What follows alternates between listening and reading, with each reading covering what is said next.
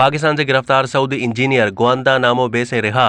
2 हाईजैकरों के साथ कहां तालीम हासिल की, सहूलतकारी के शवाहिद मिले या नहीं।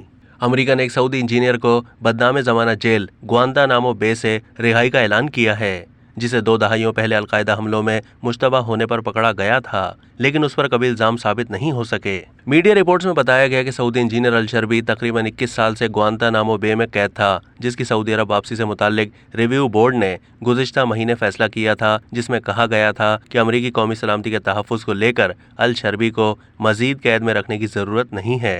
अमरीकी महकमा दिफा ने सऊदी इंजीनियर को वापस सऊदी अरब भेजे जाने की तस्दीक की है। पेंटागन रिव्यू बोर्ड ने गुज़िश्ता साल ये तस्दीक की थी कि अल-शर्बी की अलकायदा में अब कोई अहम जिम्मेदारी नहीं और ना ही वो इसका सहूलतकार है। अमरीकी फ़ौज ने गस्सान अल-शर्बी पर आयद इल्ज़ामात 2008 में वापस ले लिए थे, तहम इसके बावजूद उन्हें 2 दहाइयों तक कैद में रखा गया। 2022 में रिहाई का हुक्म हुआ। 48 साल गस्सान अल-शर्बी को मार्च 2002 में एक अलकायदा रुकन के साथ फैसलाबाद से हिरासत में लिया गया था। गस्सान इसलिए निशाना बनाया गया था कि उसने एरिज़ोना की एक एरोनॉटिकल यूनिवर्सिटी में तालीम हासिल की थी और उसने 9/11 प्लॉट में मुलविस अलकायदा के 2 हाईजैकरों के साथ फ्लाइट स्कूल में तालीम हासिल की थी। अमरीकी फ़ौज ने गस्सान अल-शर्बी और कई दीगर अफराद के खिलाफ इल्ज़ामात आयद किए, लेकिन 2008 में उन्हें वापस ले लिया गया। अब तक के लिए इतना ही। मज़ीद मालूमात के लिए डेली जंग के यूट्यूब चैनल को सब्सक्राइब कीजिए।